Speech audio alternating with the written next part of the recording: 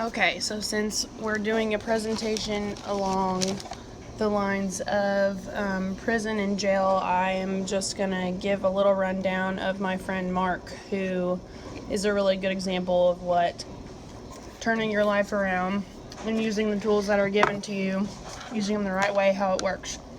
So he's sitting with me, and I'm going to let you guys have a little bit of light into his story. So, hi, buddy.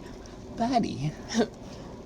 Okay, so first I want to hear a little bit about what your life was like before any of this even started, and kind of like what life was like when you were out using. When I wasn't? When you were using. It wasn't much of a life. It was just surviving. Every man for himself. I stole, cheat, lied to get whatever I needed, used people. I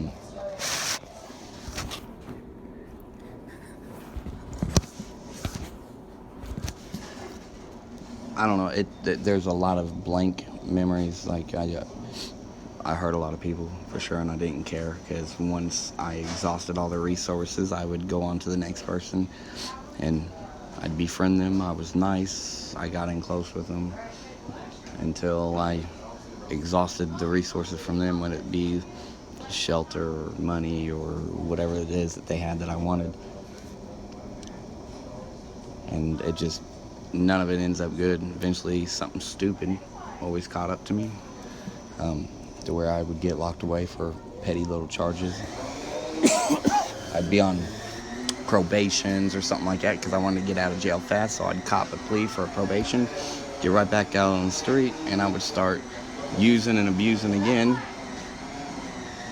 thinking that, and then just learning how to dilute my P-test so I could get past through probation P-test, which back then were a lot easier. And a lot of times it worked, but every once in a while it wouldn't. So at that point, I would humble myself, said I'd relapse. They would just say, all right, just start going to more meetings. And which I wasn't. I learned because it's anonymous. They couldn't tell if you were there or not. So I learned how to just sign my paper, and it made it look like I was being held accountable through the program. And I always just slipped by until the next time I got arrested, and then the next time, and this has gone by for like the last probably 13, 14 years. Okay, so what types of things were you doing when you were out using? Were you a dealer? Were you selling drugs? Were you making drugs? What were you doing? All the above. I started off just using. Then my usage got more and more to where I couldn't afford to have I couldn't afford to work, pay the bills, and have the high that I wanted all the time. So I would start dealing, and that way I could just get high for free for the most part. What was your drug of choice? I'm one of those equal opportunist addicts. I don't discriminate. There towards the end, it was meth and opiates. I was doing so much meth it no longer was affecting me or getting that euphoria of a high. So I was shooting meth in one arm and then like an opiate like heroin or Opanas or Dilaudids in the other arm right after, which we call that speedballing. So I was pushing myself to death with an upper and a downer at the same time, and I just, knowing that it could happen at any time, I didn't care. It was like there was more of a high in that to see how close I could get. Okay, so since we're focusing on a jail versus prison type thing, you've done a lot of time in both. So tell us a little bit about what your jail experience was like. Well, the love isn't kind there. It's a joke. Yeah, anyway. Jail versus prison. Jail sucks because you're on 23-hour lockdown. You get very, very little rec, if any at all. They used to have TVs in the cells to try to occupy. You got 8 men in a small cell, and I mean, even more at times, so tempers flare. You got 8 different egos, 8 different cultures, 8 different backgrounds. Everybody wants to be alpha male, so you are either strong, you stick up for yourself, or you're weak, and you get treated that way. You get beat up, picked on, nagged, stuff stolen from. I was never the type to have much money while I was locked up. I didn't have people that really took care of me and put money on my books, so I was what was deemed indigent. Never really got visits. I would get some throughout the early years of me getting locked up, but as time progressed, people that kept seeing me go to jail, they're like, oh, he's back in there, and they kind of done washed their hands of me at that point. Besides clergy and ministers, stuff like that would come and minister to me, because at the time I was really wanting to change my life and do something different. And I was always like that. Once I got to jail, I wanted to do something different. I wanted to change, but very soon after, when I got to the streets were still happening, life was still happening, I was still trying to be somebody, so it didn't take long before all that stuff I'd learned in jail got thrown right back down into the garbage. Like, I didn't obtain any of it because I went back to my old ways. Okay, what would you say some issues that you faced while being in jail were? Like, what were the housing units like? Did you have trouble with drugs being smuggled back and forth, staying clean? What were just some issues that you felt like you faced, or lack of resources that you guys had while you were in there? Communication with lawyers is very, very bad. Like you said, there's like really no time to yourself. You're cramped up to, they put up to like 10 men in an 8-man cell, which is you're stepping over somebody to go to the bathroom at night, or it's you don't have places to eat. That was one of the big things, the overcrowding of the jails. Okay. Something else is just trying to coincide or trying to fit into a small room with 10 different, like I said, egos or mentalities or backgrounds. That was very tough. Because naturally I never let those places institutionalize me. A lot of the people that keep going in, they've accepted that's all they're going to ever be, and that's the best they're ever going to be, so they become that, and they live that thugged out, institutionalized kind of person. I refuse to let that place ever break me down, and I refuse to lower my standards to become one with my surroundings or to where I wanted to be that, because it's not me, and I never wanted to be fake. All right, I got another one. So, Okay. Sorry to cut you off. That was very rude. It's okay. Buddy. Okay. So, what about access to like recreational things like books or magazines, or being able to like talk to family members, or just any like services that you could get from people, like if you had to go see a doctor or dental or vision, anything like that? Now this is all still jail, right? Okay, jail is tough. Like nobody's denied medical care, but they will take, just to go see a doctor, $15. Just if they put you on, like they say you get Advil or ibuprofen, they're going to charge you $15 for ibuprofen. It's $15 for dentist, $15 that. They don't deny you medical service, but everything is ibuprofen and water, and then they charge you $30 right off the top. So it sucks, especially if you are lucky enough to get a little money coming in from the outside.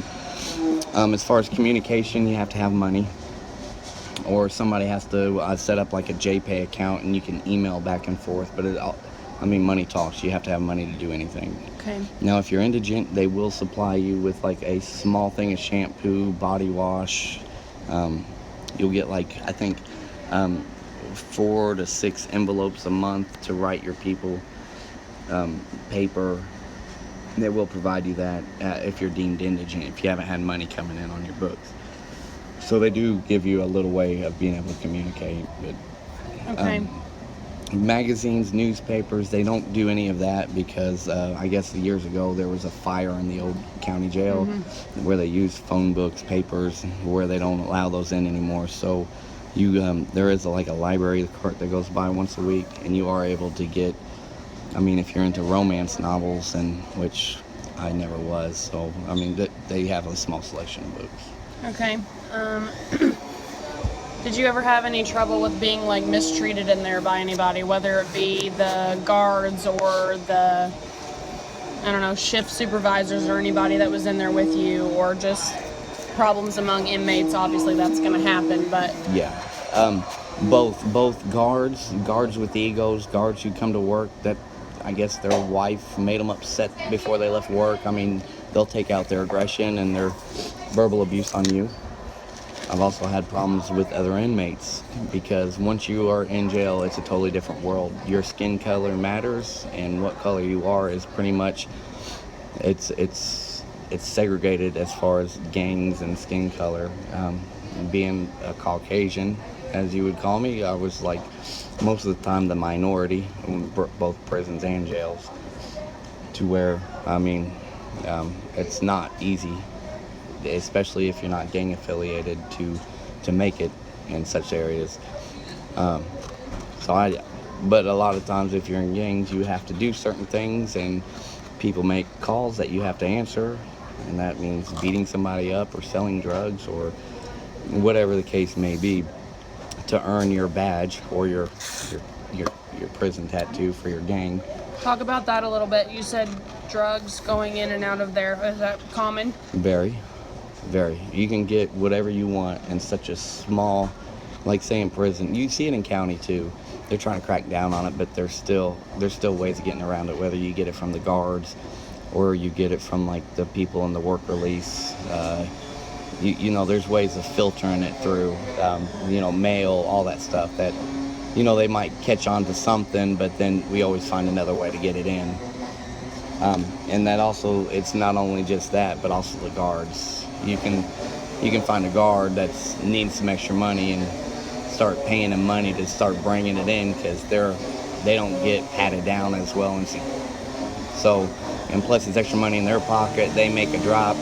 Next thing you know, so there's always ways of getting it in, yes. Okay, we're gonna shift over to talking about prison now.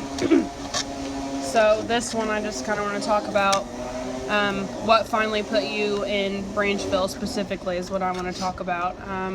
The charges that you've told me about before that got you there, and just the type of things that you experienced while there with. We'll just start there and then eventually get into you talking about therapeutic. Okay. I was arrested for a level 2 dealing. I got hit with the habitual offender. I was hit with syringes with an enhancement because I had a prior charge. Precursor with an enhancement because there was a prior charge. And then precursors, paraphernalia, and syringes all were, instead of level 6s, level 5 felonies. Now the dealing and the habitual didn't stick. Eventually those got dropped. And because I've never really gotten in much trouble once I got upstate, like I was a low, because my charges were on the drugs, I was just a low-level offender to where I went to Branchville. When you get to Branchville, they automatically put you in a program because it's a program facility. And that means you do a program, you get time cuts, and everybody's always about trying to get a time cut because you go home sooner. Because of my charges, they were trying to give me drug court and therapeutic while I was in county, and I refused to do it because I didn't want a bunch of years hanging over my head just in case I wasn't able to comply and, went back to my old ways, because that's what I've always done, is that insanity, doing the same thing over and over, expecting a different result. So I wouldn't take that plea in county, but as soon as I went to Branchville, they put me in the program anyway. But it just meant as soon as I got done with the program, I got to get out of jail immediately without drug court. So I was happy with that. And so I went ahead and I got into the program. I did 10 months of therapeutic community, which, believe it or not, as stupid as it was that I thought while I was there, the repetitiveness of what is drilled in your head 5 days a week for, 40 weeks, it's still ingrained in my head, some of the tools that I learned. And at this point, I had a chance of getting back in my little girl's life, knowing that I wasn't looking at 30 years anymore. I was only doing 18 months before my time cut. So I ended up taking on a whatever it takes kind of motto, and I found a chance to really get my stuff together and do this for real, because I've tried everything else and nothing worked. So I thought, why not this? Why not give it a shot? And I did, and things have been going so well afterwards. So, our role as social workers and professionals is we want to help change or make these systems a little bit better. So what do you think was good about therapeutic and what was bad about it? What would you like to do? What do you think would be more helpful for someone like you if you had to go back through this again? Smaller dorms. They crammed 300 people into a dorm, it's very, very tough with the mentality to be so close to 300 people in such a small building and try to.